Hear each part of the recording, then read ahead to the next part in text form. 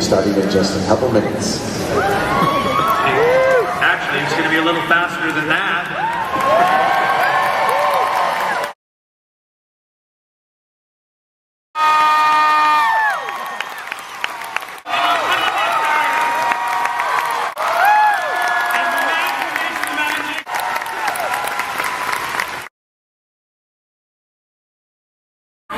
It's really fun. I mean, it's great to have them, and it's great to see the interaction between the two of them, you know, because the Arrow's very dark and brooding.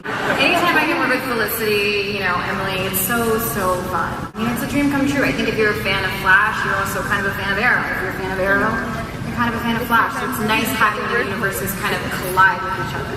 I think the more of that, the better. Ray Palmer is having some trouble with his Atom suit, and who better to go to for help than Cisco Ramon. So it's obviously not a good time for Barry, as Barry has just found out that Wells is the Reverse Flash when suddenly Felicity and Ray stop by for an impromptu visit. And he clearly, you know, could we ever see something between, I mean, Marl needs some love too. Yeah, I mean, I guess. I mean, that's actually one of the most fun stories that we wrote is Cisco's interaction with Laurel. You know, Cisco is us. He's any one of you out there. And what would your reaction be if you got to meet the Black Canary? The only person in Central City, probably literally the only person. Literally, the postman knows. Yeah, I think the entire staff of Jitters knows. You're the only one who doesn't know Barry's secret. Yeah. Are you taking this personally? Me, Candace Pat. But some of the fans are taking this very personally. They are taking it very personally. I understand the sentiment. Yeah, I think people just want Iris to finally find out, and I do too.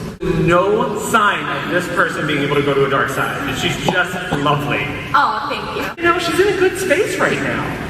Is she? Her fiance just left her. But he's alive again. Thank goodness. And he's Robbie and Mel. I'm really excited by the potential of Killer Frost. And I think I make Andrew a little crazy, but I'm like, well, what about this? Or what about this? I'm really excited, and obviously it's part of our dialogue. And you'll I just want to see what you're going to say. What do you mean? Nothing. You're gonna see her sooner than you think.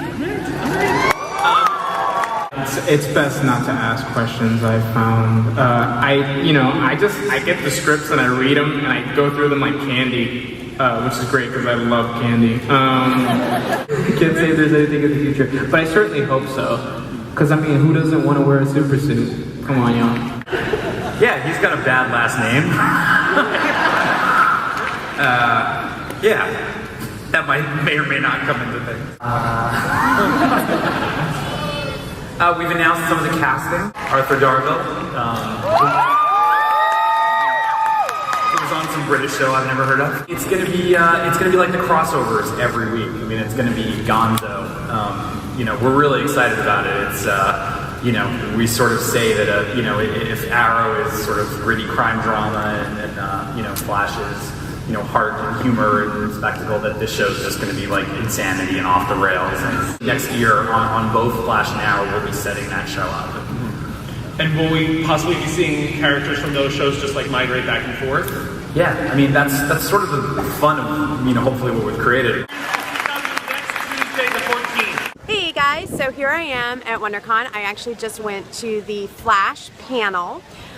We learned some really cool stuff. Grant Gustin wasn't here.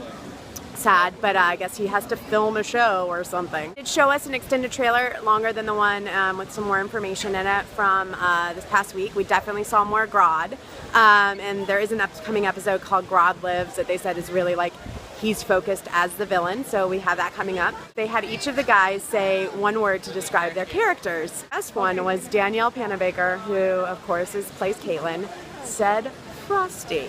So, of course, that is very interesting because we do know that at some point she does become a villain, and that is where we're all like, hey, that's where she might be going, and she did kind of mention that. Talked a lot about the crossover episodes coming up, and they talked about how, in a lot of ways, Cisco is sort of the geek squad for all the superheroes. So you have Adam coming to him to fix his Atom suit. You know, like where else are you going to go if you need your Atom suit fixed? Well, of course you're going to go to Cisco.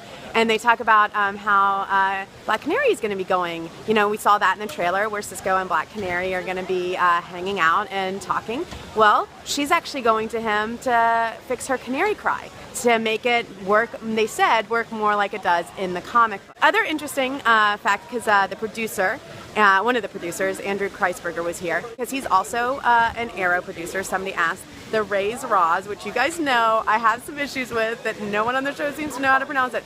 And he said, and I hadn't noticed this, anyone in the league says Raish, anyone outside of the league says Rosh. And that was his way of sort of pulling the entire universe together, saying, yeah, people in the comic books, it's always been Raish, but with the Nolan verse, it became Roz, and they were really worried that people wouldn't understand. So that was his way of being like, people in the know say Raish, people not in the know say Roz. There's going to be dealing with a lot of time travel in the future episodes, and things are going to be going back and forth in time. We're going to be seeing what people's lives would have been had this hadn't happened in the first place, and everything. So we all have seen that scene in the trailer where Eddie is shooting the cops, and I think that we're all like, is Eddie turning bad? Is that the Thawne? Is that the evil part? And then I'm wondering if maybe that's like an alternate parallel timeline and that sort of thing. They also did bring up the fact that in the episode where you do see the Reverse Flash fighting the Flash in the past, that you see that the Flash has the white symbol. So is that an alternate timeline?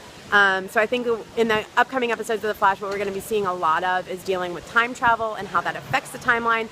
People are going to see maybe who they are going to be or who they would have been had things not happened, and we're going to see a lot of changes happening that way. They did mention that maybe the timelines aren't so separated, that maybe there's going to be some bleed, so maybe you remember what happened in the other timeline, that Cisco might remember what happened that night with Wells. So I think that we're going to be seeing a lot of dealing with time travel in the future. So I'm really excited. It was a super fun panel. I'm glad I was able to go to it.